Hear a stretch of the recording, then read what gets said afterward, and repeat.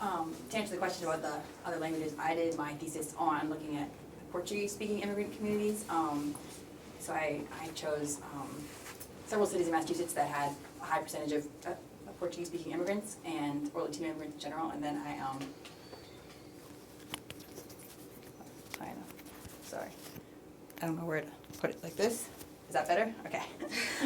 So I did my thesis on using this method for studying cities in Massachusetts with a lot of Portuguese-speaking immigrants, and so I used two analysis dictionaries, one English and one Portuguese, which was really interesting, but the dictionaries were really different and not really direct translation of each other at all. Do you want to explain why you were doing Portuguese? Or how you picked Portuguese? I speak Portuguese, so I'm interested in immigrant communities in general. That's what my work experience is in diverse immigrant and refugee communities, and so I wanted to learn more about how to assess the well-being of those communities. But Portuguese is the language I speak the best other than English, so it was the one that was easiest to study. And also Massachusetts has the highest number of Portuguese-speaking immigrants of any other state, I believe, so it's a good local thing to study. But yeah, basically the dictionary, it's really hard to find a direct translation in the dictionary, so we used two different dictionaries, but they were not matching up. So it was interesting, but it was really hard to really compare the results. Does that kind of answer? I don't know. Yeah, absolutely. Very valid, but hard to do. Yeah. Yeah. I assumed it would be difficult. Okay. So I don't actually know what is on these slides. We'll find out. Wait, no, wrong direction. Here we go. There you go. Okay. Yeah, Similar to what you just did? Yeah. Is it okay if I do it again? Yeah, just kind of. Okay, sounds good. So I'm going to walk through how you actually manually access the data and analyze it. The first part is to delineate geography of interest, and then how you access the API using the software, and then download the tweets, and then organize and analyze them, which is the exciting and challenging part. So as Justin showed you before, this is a sample of one way of selecting tweets to put into the software. Needs the geographic coordinates. I think you can actually do other shapes than just a box, but the box is definitely the easiest for sure. So I used GIS when I was working on it to make these kinds of things. You can calculate in GIS the latitude and longitude for squares and other shapes, but squares are the easiest, like we said. So, and yeah, there's some error because you're not getting perfect geographic, like city boundaries, but you figure people aren't exactly tweeting in city boundaries anyway. So it's pretty, so then to use the software, you have to enter in the latitude and longitude, and there's a bunch of special codes and tokens that you access to have it actually go to the Twitter API and get permission to download that. So there's a bunch of those, and then you have to set like a file for it to save the information to. So a bunch of just logistical stuff in the program. And there was there's more to the interface that we used, but that's one part of it. So then once you download it, you get, it downloads it as a spreadsheet or a CSV file, which you can just use like this and do raw content analysis on, or you can put it through the analyzer program, which I don't think it was familiar with the analyzer program. There's a different part of the program besides downloading it also analyzes it. So, and that, what it does is it uses a dictionary, this dictionary, and goes through and searches for instances of words that it decides have sentiment, which don't always match up with the words that people actually use on Twitter a lot. And frequently, it has a lot of, it doesn't get sarcasm, it doesn't get, it doesn't understand that swear words can be used like in a positive meaning, you know what I mean, for as intensifiers. So there's a lot of things it doesn't get, but basically what it does is it goes through and it presents, it exports a text file which tells you the total number of words in the data set, the total number of words that had sentiment, how many of those words were positive, how many of those words were negative, and then how many tweets were positive, how many tweets were negative. How many tweets had positive words in them, how many tweets had negative words in them, which could be like there can be tweets that have both, so it'll, sometimes those numbers will add up to more than the total. And then it'll give you a score, a total score for the data set, which is the number of words that had sentiment, positive or negative, multiplied by these values, basically. But the score we found to be in analyzing it not very useful because it's so dependent on the size of the data set. So to normalize it across the size, we usually used a percentage of positive or negative tweets or an average score per tweet. This table is an example of some of the sites we studied for a New York City project we did last year. So I think this was probably over about I can't remember what time period this was, but the first column is how many tweets total there were in the data set. The second column is average score per tweet, which we divided by, which I have to think about how we calculated that. I'll get back to that. And then this one is percentage of tweets in the data set that had sentiment at all. And this one is the percentage of tweets that had a positive sentiment, and the final column is the percentage of tweets with a negative sentiment. And the average score per tweet was, I believe, the total score that was calculated divided by the number of tweets in the data set, I think. There's a question. Yeah. We should repeat the question. Is there any way to look at like the use of punctuation in terms of like if you say like I have a cat, excuse me, and you put an exclamation on it, it's going to give it a sentiment, like it's like you're excited about having a cat or something. But if you just, I mean, if you just have a tweet that says I have a cat, that's not going to pick up on the sentiments. Right. So the question is punctuation. If you can use punctuation or exclamation points to measure the sentiment of tweets. You can. The dictionary that we've been using for most of our research does not. There are lots of articles I've read and studies out there where people have used like emoticons or punctuation, all different kinds of, there's all different ways you can study sentiment in Twitter. Hashtags. Hashtags. Hashtags would just come under text, so okay. it doesn't count as a separate thing, at least. But if there's no spacing in a hashtag, does it pick out the words individually, or how does it doesn't. It's a good question, actually. When I was doing my thesis, I think I used like 2 different iterations of it. You could have it just, like a subset, like problematic. You could find problem, and it wouldn't care, and it would still, you know what I mean? It would, if a shorter version of the word was contained in a longer word, for example, or a hashtag altogether, it would still count the parts, which could lead to some errors, but can also be helpful. So there's pros and cons. Those are parameters you can set in how you analyze it, and decisions you have to make based on what you're looking for, really. There's a lot of ways you can customize it and analyze it. But yeah, basically we did not study exclamation points or any of that stuff, but you can, if you get the right, right program to analyze it. Any other questions about this so far? I know it's a lot to go through. Okay. All right. I don't know where the data is. Okay. Oh, I'll just leave it up for a second. Anyone who didn't get the link, it's just a short link, just let them know. Yeah, this link on the screen is to download the data that we're going to be looking at next, if you didn't get it already. Okay, so that's enough time. It should be just a minimize. That's Sorry, try to do it backwards. all right, so you want to just go to Microsoft Word? That was my other question. Where is Microsoft Word?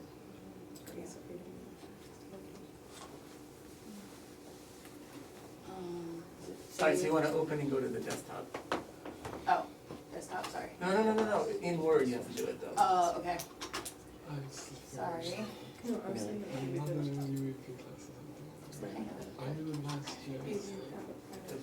Advanced GIS? Oh, cool.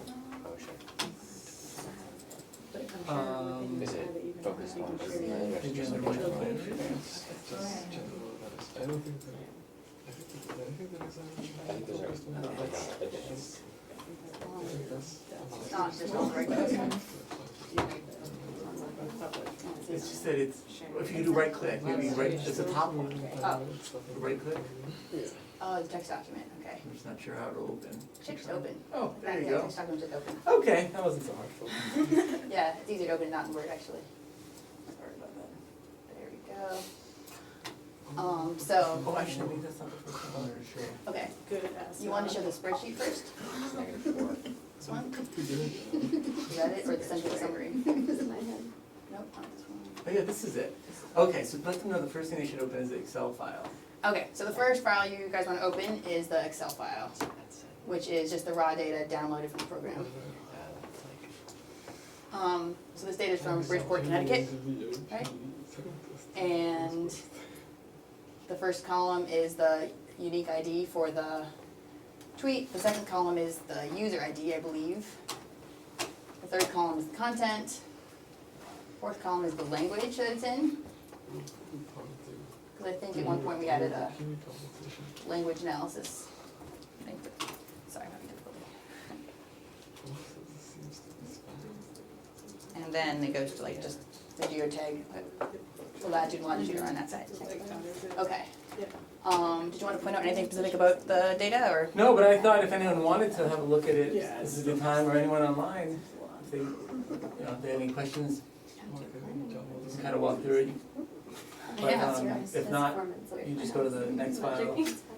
One example here, this, like it says, rocking out and sick set, like sick is something that the program would count as negative, which is clearly positive in this setting, so there's a lot of things like that where, yeah, exclamation point. Some of that stuff that it doesn't get, but, what we have found that, with a large enough data set and the aggregate, the averages, can roughly correlate to, other measures of happiness and well-being and income factors like that. So you have to have a really large quantity, but it can be an interesting way of looking at it.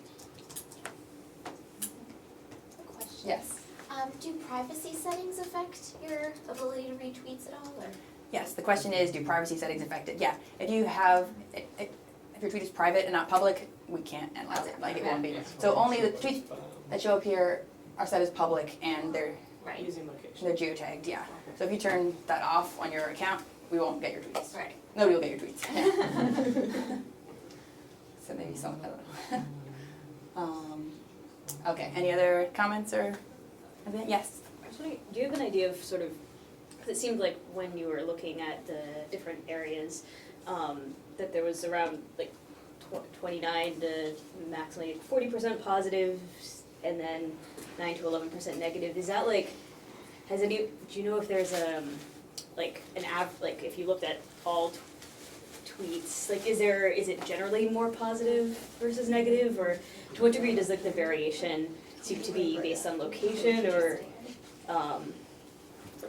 Yeah, that's a great question. So the question is, the percent positive and percent negative in this data set was around 30-ish% positive and like 9 to 12% negative, and is that typical, and what's the usual range?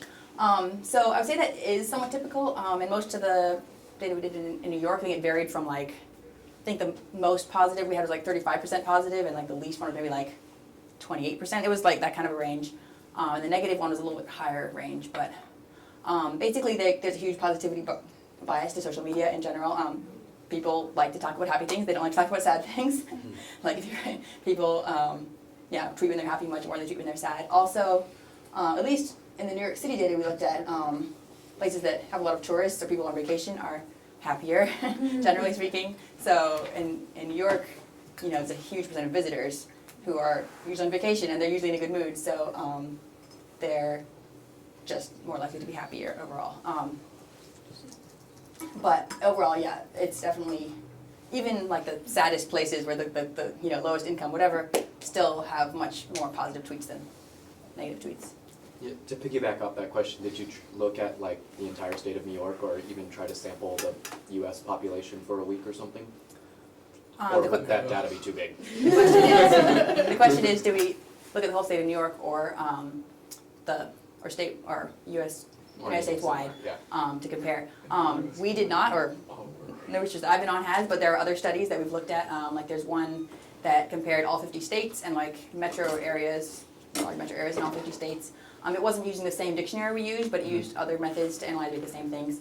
And yeah, they definitely, one of their main conclusions was that it definitely has a positivity bias, and also places that have a lot of people from far away, so based on like Hawaii, I think, is like the happiest place on Twitter, for example. Not surprisingly, places that have a lot of visitors are usually happier than that kind of. So there is some of that, but it holds up. Maybe not the exact numbers, and it depends on the dictionary you use, the exact percentage, but roughly, people are always happier on Twitter than they might be in real life, and definitely more than they are negative on Twitter. Anybody else? So if there's just the two other files, or one other file? Yes. Okay, so let's go to the text file now, which shows the results of the analysis program. I'm going to run on that same data set we just looked at. So this one starts with the most frequent word, I believe. And first column is the count of how many times that came up in the whole data set. And this one is how many tweets that was in, because sometimes there could be the same word multiple times in one tweet. This column is the score of that word, like how positive or how negative it is based on this dictionary. So celebrating came up a lot, which is great. This is all the ones in there. And then if you scroll, and then these are all the angry, sad ones, which did come up less often mostly, but.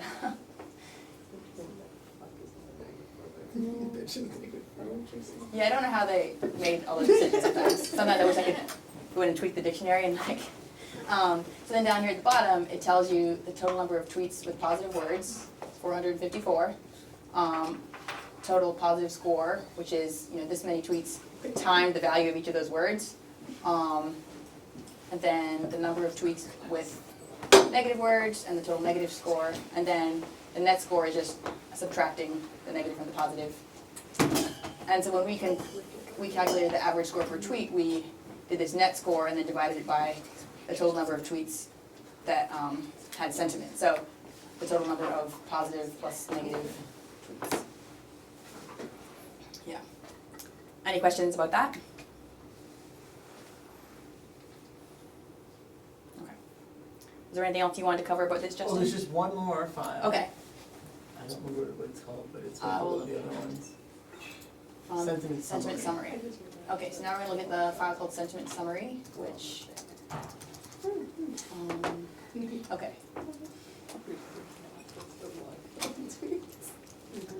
This is, do you want to explain what this data is from, Justin, or what's? No, but just the point of how you can compare. Okay, so this looks like it's sentiment data from a number of cities around the US and Canada. And so this is the number of tweets. I'm not sure what time period this is over, but this place in Quebec does not have very many tweets. Tweets with sentiment, the net score, and the percent of positive. So this place was 100% positive, but it's only one tweet, so. So these are very small data sets. This was probably over a very short time period, but it is an interesting way to compare between the different locations. Yeah, so these are all very small data sets. These are all extremely positive, but it is hard to, it's really, we've found, it's not very meaningful if you don't have a very large number of tweets usually, but yeah, this is just a bunch of comparisons of different locations. Was there any other conclusions you wanted to draw attention to from this, Justin? No. Okay. Does anybody have any comments about it? Another question over here. Just have a question about somewhat of a different use of this data. Mechanically, would this work for, like, let's say you worked for an agency that had a Twitter account and wanted to make sure that it had an archive of all tweets that mentioned it or that it tweeted? Can this be kind of done on a continual basis and I don't know, that's just a different use of Yeah, so the question is, could this be done for one Twitter account to create an archive of all the tweets to or from that account or about that account, referencing in any way, basically. I think so, yes. I think there's probably simpler ways to do it, though. I think there's probably apps that you can use to kind of monitor your Twitter usage and your Twitter response demographics, or there's marketing type apps that people use for that kind of thing that are more specifically tailored to it. But yes, you could use this to it, but it'd be kind of a blunt instrument for a very fine-tuned thing, I think. Okay. I think there's marketing apps and programs that would probably be more tailored to what you're looking for. But you definitely could do this. You just have to like really do really specific searches. Like you could, get all the, and you can do this continually. Like you could do continually in a very, your city or state or whatever area you want to focus on, and then just always search for those keywords and stuff. Okay. So that's one way to do it. But it wouldn't get your followers, for example, and the apps like also track, like there's like Twitter marketing apps that track all your followers and their demographics based on what other things they like, and it gets really into it. Okay. But that's not this, unfortunately. Anybody else?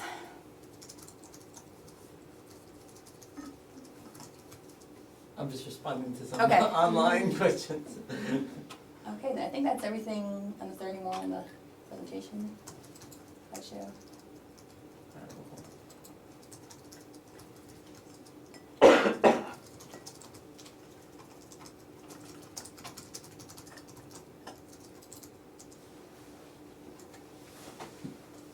Okay, well, we have a few more minutes. Yes, Yes, thank you.